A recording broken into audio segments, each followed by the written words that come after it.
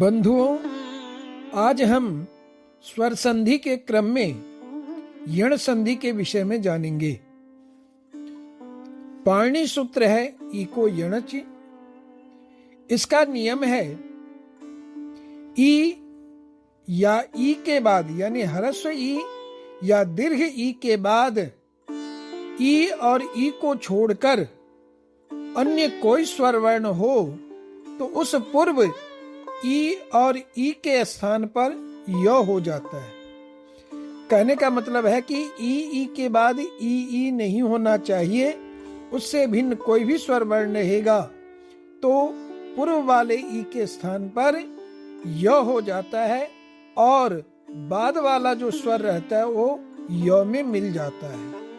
आप लोग उदाहरण को ध्यान से देखिए, सुनिए और उसको समझने की कोशिश करिए।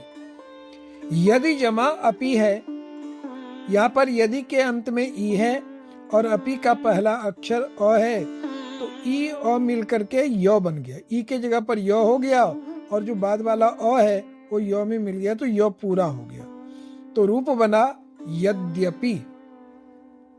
उसी तरह से अधि जमा आपकह, यहाँ पर भी ई के बाद आ है तो या बन गया अध्यापकः। शुचि जमा उदकम, यहाँ पर ई के बाद ऊ है तो यू बन गया शुच्युदकम। सुधि जमा उपास्यः, यहाँ दीर्घ ई के बाद ऊ है तो यू बन गया शुद्ध्युपास्यः। गति जमा ऊर्जा, यहाँ ह्रस्व ई के बाद दीर्घ ऊ है तो बन गया यू, तो रूप बना गत्यूर्जा।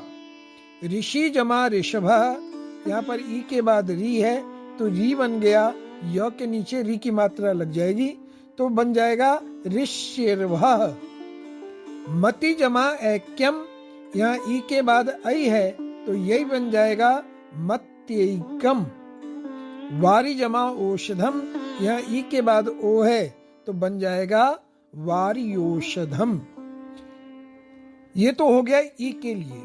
अब दूसरा नियम है ऊ या ऊ के बाद ऊ और ऊ को छोड़कर अन्य कोई स्वर वर्ण हो तो उस पूर्व ऊ और ऊ के स्थान पर यानी ह्रस्व या दीर्घ ऊ के स्थान पर एक व हो जाता है और बाद वाला स्वर व में मिल जाता है।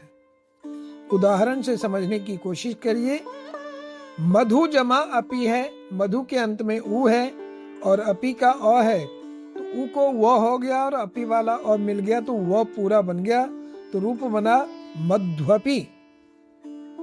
उसी तरह से प्रभु जमा आज्ञा, यहाँ ऊ के बाद आ है तो वा बन गया प्रभवाज्ञा।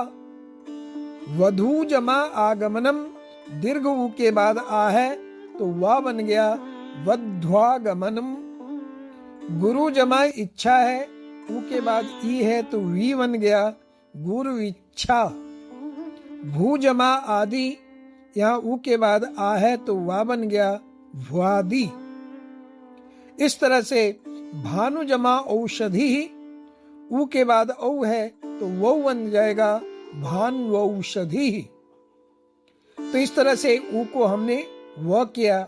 अब इसका तीसरा नियम है री या री के बाद ह्रस्व री या दीर्घ री के बाद यदि कोई री को छोड़कर असवर्ण स्वर आए तो उस री के स्थान पर र हो जाता है और बाद वाला स्वर जो है र में मिल जाता है। ये री वाले को जरा ध्यान से देखिए। पितृ जमा अंशः है, री के बाद अंग है तो री के जगह पर र हो गया।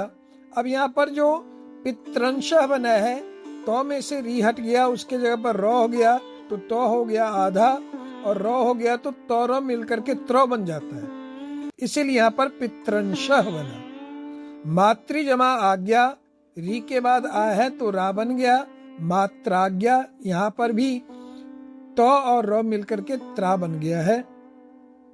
दुहित्री जमा इच्छा, री के बाद ई है तो री बन गया दुहित्रिच्छा। भ्रातृ जमा ऐश्वर्यम, री के बाद ऐ है तो रई बन गया भ्रात्रैश्वर्यम। यहाँ पर भी तो और रई मिलकर के त्रय बन गया।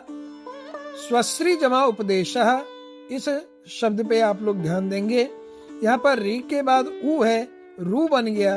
अब यहाँ पर तो नहीं है जो त्र बनाएंगे, इसीलिए स के नीचे र लग जाएगा तो बन जाएगा स्वश्रुपदेशः।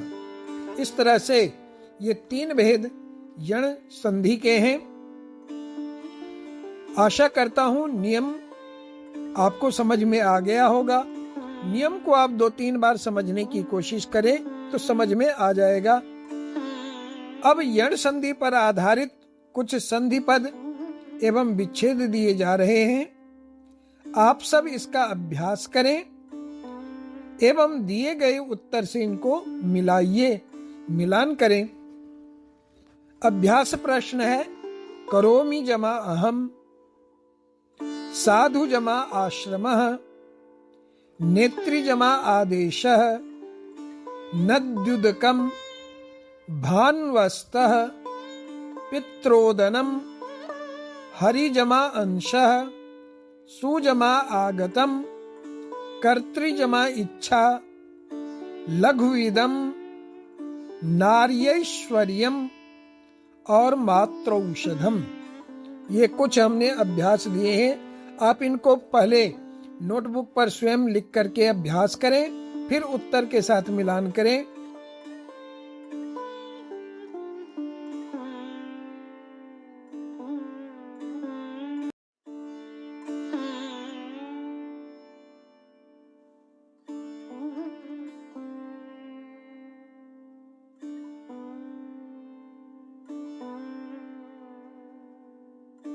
उत्तर इस प्रकार से है, करोमि जमा अहम का उत्तर है करोम्यहम, साधु जमा आश्रमः का उत्तर है साध्वाश्रमः, नेत्री जमा आदेशः का उत्तर है नेत्रादेशः,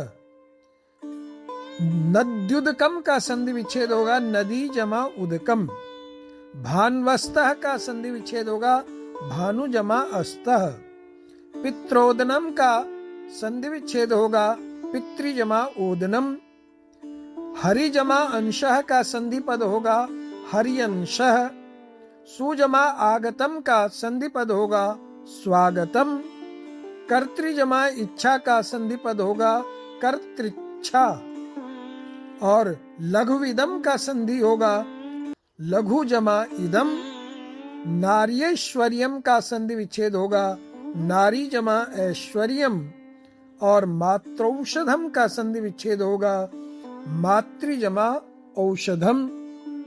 तो इस तरह से उत्तर के साथ आप मिलाइए और बार बार अभ्यास करिए, आपको संधि अवश्य आ जाएगी। एक नई संधि के साथ पुनः मिलेंगे, तब तक के लिए धन्यवाद।